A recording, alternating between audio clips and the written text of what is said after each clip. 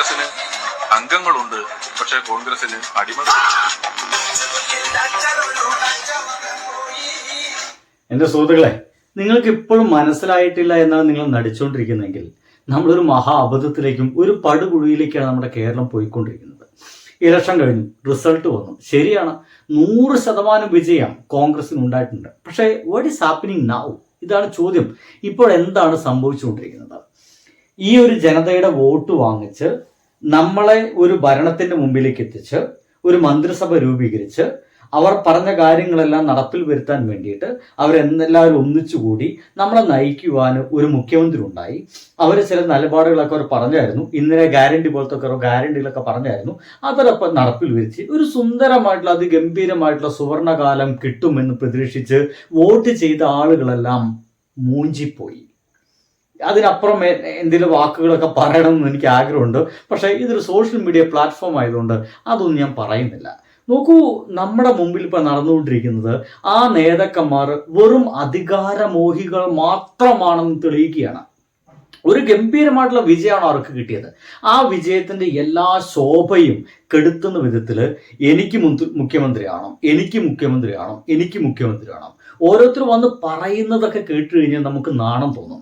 അതിന് ഭാഗമായിട്ട് അവർ നേരിട്ട് പറയുന്നത് മാത്രമല്ല, അവർ ആളുകളെ ഇറക്കുകയാണ്. അതായത് KCയുടെ പക്ഷക്കാർ മുഴുവൻ വന്നിട്ട് നമ്മുടെ രമേശ് ചെന്നിത്തലയുടെ RCയുടെ ബോർഡുകൾ വലിച്ചു കീറുന്നു. ഇന്ന് നമ്മുടെ ഉമ്മൻചാണ്ടിയുടെ ഫ്ലക്സ് ബോർഡ് അടക്കം വലിച്ചു കീറുന്ന അവസ്ഥയിലേക്ക് അവർ പോയി എന്നതാണ് സ്വന്തം പാർട്ടിക്കാർ. അതാണ് ചെയ്തുകൊണ്ടിരിക്കുന്നത്. അപ്പോൾ ഇവർക്ക് ഒരു പാർട്ടി എന്ന നിലയ്ക്ക് അപ്പുറത്തേക്ക് നമ്മുടെ ജനതയെ കുറിച്ചിട്ടോ വോട്ട് ചെയ്ത ജനങ്ങളെ കുറിച്ചിട്ടോ, ഈ വോട്ട് ചെയ്ത എല്ലാവരും കോൺഗ്രസ്സുകാരാണോ? അല്ലെന്നേ, ഒരു 10-25% എല്ലായ്പ്പോഴും ഈ ഒരു വോട്ടിംഗ് ശതമാനത്തെ അങ്ങോട്ടും ഇങ്ങോട്ടും മാറ്റാൻ ശക്തിയുള്ള ഒരു ജനതയാണ്. നിഷ്പക്ഷർ എന്ന് പറയപ്പെടുന്ന ഒരു വിഭാഗം ജനത നമ്മുടെ കേരളത്തിലുണ്ട്. അവരടക്കമുള്ള ആളുകളാണ് ഈ വോട്ട് ചെയ്തിട്ട് ഇവരെ വിജയിച്ചത്. ആ വിജയിപ്പിച്ച ആൾക്കാരോട് ഒരു തരിമ്പ് പോലും ഇവർക്ക് ഉത്തരവാദിത്വമില്ല എന്നുള്ളതാണ് തുടക്കത്തിലെ ഇവർ തെളിയിക്കുന്നത്. അധികാരം മാത്രം മതി. മുഖ്യമന്ത്രി കസേരയ്ക്ക് വേണ്ടിയിട്ടുള്ള കടിപിടി, മുഖ്യമന്ത്രി കസേര എനിക്ക് വേണം, എനിക്ക് വേണം, എനിക്ക് വേണമെന്ന് അച്ഛനോട് പോയിട്ട് പരാതി പറയുക, അമ്മയോട് പോയി പരാതി പറയുക എന്ന് പറഞ്ഞ പരിപാടികളാണ് നടന്നുകൊണ്ടിരിക്കുന്നത്. നോക്കൂ, ഈ കോൺഗ്രസിൽ അടിമകളില്ല എന്നുള്ള വർത്തമാനങ്ങളൊക്കെയാണ് പലപ്പോഴും ഈ സോക്കോൾഡ് CPM-ൽ മാത്രമാണ് അടിമകളുള്ളത്, കമ്മ്യൂണിസ്റ്റ് പാർട്ടിയിൽ മാത്രമാണ് അടിമകളുള്ളത്, വേറൊരു പാർട്ടിയിലും ഒരു അടിമകളുമില്ല. ഇത് ഇപ്പൊ വിജയിച്ചു കഴിഞ്ഞാൽ നമ്മുടെ രമേശ് ചെന്നിത്തല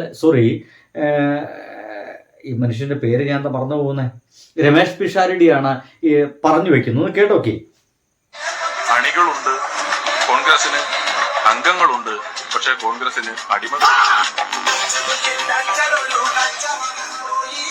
കോൺഗ്രസിൽ അടിമകളില്ലെങ്കിൽ എന്താണ് നടന്നുകൊണ്ടിരിക്കുന്നത്? കൃത്യമായിട്ടും ഒരു അടിമ സമ്പ്രദായത്തിന്റെ ബാക്കിയാണ് ഈ നടന്നുകൊണ്ടിരിക്കുന്ന കാര്യങ്ങൾ മുഴുവൻ. ഓരോരോ നേതാക്കളും അറിഞ്ഞോ അറിയാതെയോ ആളുകളെ ഇറക്കുന്നു. നിങ്ങൾ എനിക്ക് വേണ്ടിയിട്ട് സമരം ചെയ്യണം, നിങ്ങൾ എനിക്ക് വേണ്ടിയിട്ട് മുദ്രാവാക്യം വിളിക്കണം, എൻ്റെ ഫ്ലെക്സ് ബോർഡുകൾ കയറണം, മറ്റോൻ്റെ പ്രസ് ബോർഡ് കീറണം. ഇത് ഒരുമാതിരിപ്പെട്ട പഴയ കാലഘട്ടത്തെ മമ്മൂട്ടി മോഹൻലാൽ തല്ലുപോലൊക്കെ ഫീൽ ചെയ്യുന്നു. മമ്മൂട്ടിയുടെ പടം വരുമ്പോൾ അതിൽ മോഹൻലാൽ ഫാൻസ് കയറുക, കൂക്കി വിളിക്കുക. ഇനി മോഹൻലാൽ സിനിമ വരുന്ന സമയത്ത് അതിൽ മമ്മൂട്ടി ഫാൻസ് കയറുക, കൂക്കി വിളിക്കുക. അത്രത്തോളം ബാലിശമായ രീതിയിലാണ് നമ്മുടെ ഈ ഒരു മുഖ്യമന്ത്രി ചർച്ചയും തല്ലും നടന്നുകൊണ്ടിരിക്കുന്നത്. ഈ വോട്ട് ചെയ്ത ആൾക്കാർക്ക് ഇനി എന്ത് ചെയ്യണം?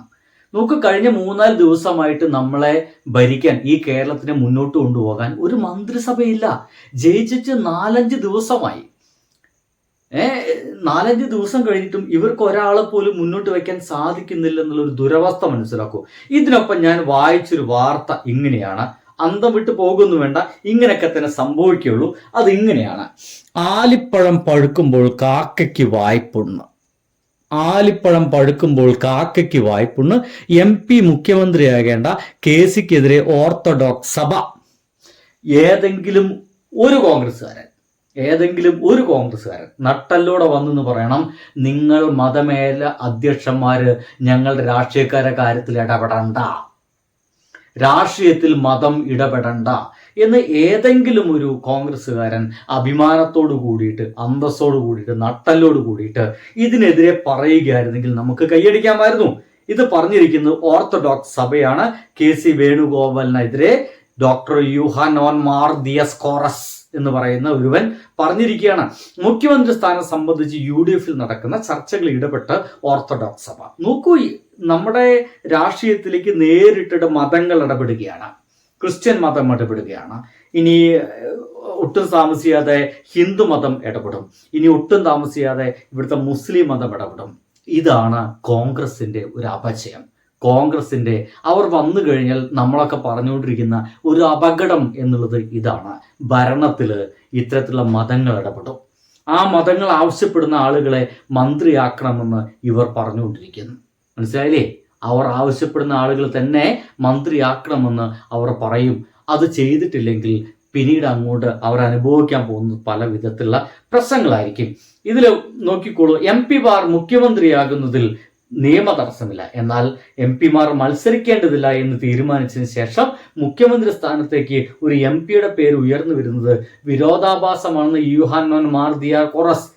താങ്കളൊന്നും തീരുമാനിക്കേണ്ടതു, താങ്കള് മതത്തിന്റെ കാര്യം നോക്കിയാൽ മതി. നിങ്ങളടക്കമുള്ള ആളുകൾ മതത്തിന്റെ കാര്യം നോക്കി മുണ്ടാത്തവ കുത്തിരിക്കും. ഇത് രാഷ്ട്രീയമാണ്. ഈ രാഷ്ട്രീയക്കാർക്ക് ഒരുപക്ഷെ മതത്തിന്റെ കാര്യങ്ങളൊക്കെ നോക്കാം.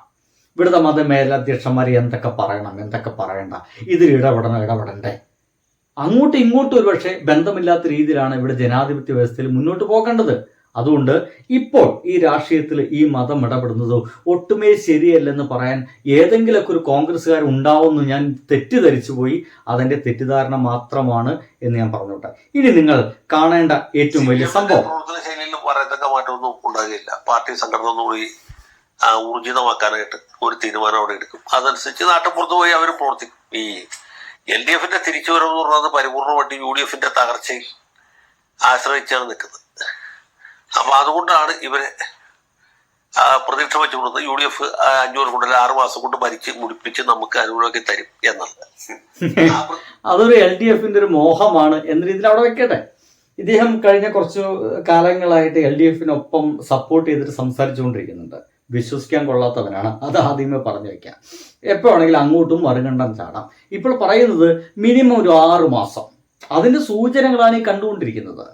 എനിക്ക് മുഖ്യമന്ത്രി ആവണമെന്ന് പറഞ്ഞിട്ടുള്ള സൂചനകളാണ്. 3 പേര്. ഈ 3 പേരിലും ഒരാൾക്കല്ല മുഖ്യമന്ത്രിയാവാൻ സാധിക്കുള്ളൂ. സ്വാഭാവികമായിട്ടും ഏതെങ്കിലും ഒരാൾ മുഖ്യമന്ത്രിയാവും.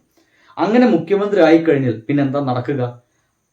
അവിടെ മുഖ്യമന്ത്രി ആവണമെന്ന് ആഗ്രഹമുള്ള ആളുകളൊക്കെ ഏത് നിമിഷം വേണമെങ്കിലും എങ്ങനെയാണ് അവനെ പുകച്ച പുറത്ത് ചാടിക്കേണ്ടത് എന്ന് വെച്ച് കഴിഞ്ഞാൽ തൊഴുത്തിൽ കുത്തും. വേറെ ആരും പുറമേ നിന്ന് LDF ഒന്നും കുത്തേണ്ടി വരില്ല.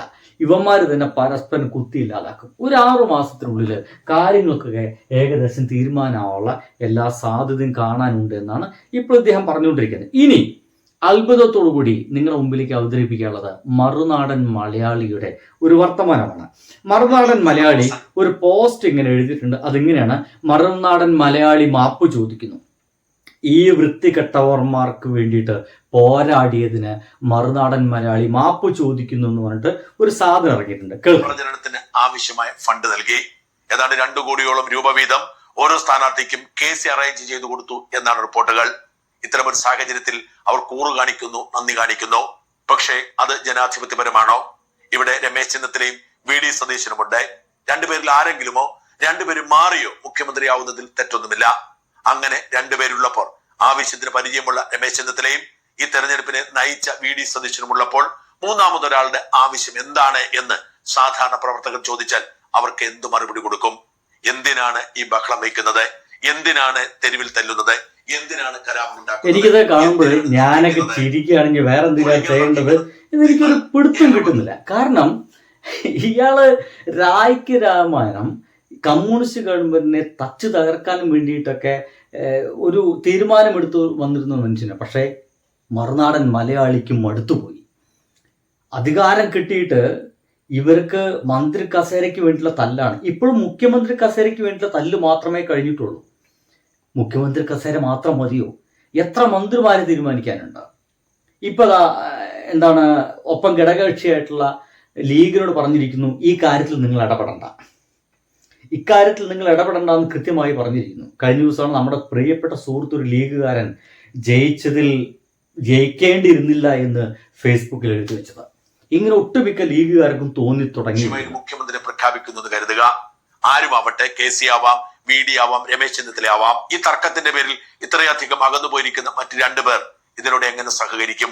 അവർ അവസരം കാത്തിരിക്കില്ലേ? 2011 അധികാരത്തിലെത്തിയ ഉമ്മൻചാണ്ടിക്ക് നന്നായി ഭരിക്കാൻ കഴിയാതെ പോയതിന്റെ പ്രധാന കാരണവും ഇത് തന്നെയായിരുന്നു. ഉമ്മൻചാണ്ടിയെ വലിച്ച് താഴെ ഇറക്കാൻ കോൺഗ്രസ് പാർട്ടിക്കുള്ളിൽ തന്നെ നീക്കങ്ങൾ നടന്നു. ഭൂരിപക്ഷം കുറവായതുകൊണ്ട് ഇനി സിമ്പിളായിട്ട് പറയാം, ഏറെ ഒന്ന് 6 മാസം എന്നല്ല, 3 വർഷം എന്തായാലും ഈ ഒരു ഗവൺമെന്റ് ഭരിക്കാൻ സാധിക്കുള്ളൂ. അത് കേന്ദ്ര ഗവൺമെന്റുമായി ബന്ധപ്പെട്ട ചില പ്രശ്നത്തിന്റെ പേരിലാണ് 3 വർഷം മാത്രമാണ് ഈ ഒരു ഗവൺമെന്റ് ഭരിക്കുള്ളൂ. ഈ 3 വർഷത്തിൽ നടക്കാൻ പോകുന്നത് എങ്ങാനും VD സതീശൻ മുഖ്യമന്ത്രി ആയാൽ തീർച്ചയായിട്ടും VD സതീശനെ മുട്ടുകുത്തിക്കാൻ, VD സതീശനെ പിടിച്ച് താഴെ ഇടാനും വേണ്ടിയിട്ടുള്ള ശ്രമങ്ങൾ രമേശ് ചെന്നിത്തല അടക്കമുള്ള ആളുകൾ നടത്തുമെന്നുള്ള കാര്യത്തിൽ ഒരു സംശയവും വേണ്ട. ഇനി രമേശ് ചെന്നിത്തലയാണ് മുഖ്യമന്ത്രി ആയതെങ്കിൽ ഇവിടെ ഗംഭീര പൊരി മരണങ്ങളൊക്കെ സംഭവിക്കും. ഇപ്പൊ തന്നെ തമിഴ്നാട്ടിൽ മാത്രം കണ്ടിട്ടുള്ള ചില നാടകങ്ങളൊക്കെ നമ്മുടെ നാട്ടിൽ നടന്നു. ഈ പൊരി വെയിലത്ത് ഏതോ ഒരു കോൺഗ്രസ് പ്രവർത്തകൻ ദേഹത്ത് പെട്രോൾ ഒഴിച്ചിട്ട് സമരം ചെയ്യുന്നു. നോക്കൂ, എന്തൊരു അബദ്ധം ആലോചിക്കുക, എന്തൊരു അബദ്ധമാണ്. ഈ നട്ട വെയിലത്ത് ഒരു ചെറിയ പൊരി മതി നിന്ന് കത്താൻ. ആ മനുഷ്യൻ എങ്ങനെ നിന്ന് കത്തിയിരുന്നെങ്കിൽ കേരള രാഷ്ട്രീയം എന്താകുമായിരുന്നു? മലീമസമാകുമായിരുന്നു. ഒരു പക്ഷേ വീണ്ടും ഒരു തെരഞ്ഞെടുപ്പ് നടക്കാൻ മാത്രം സാധ്യതയുള്ള രീതിയിലേക്ക് ഇവിടുത്തെ അന്തരീക്ഷം മുഴുവൻ മാറുമായിരുന്നു. എന്തായാലും നാണക്കേട് എന്നല്ലാതെ വേറൊരു വാക്ക് പറയാനില്ല. ബൈ.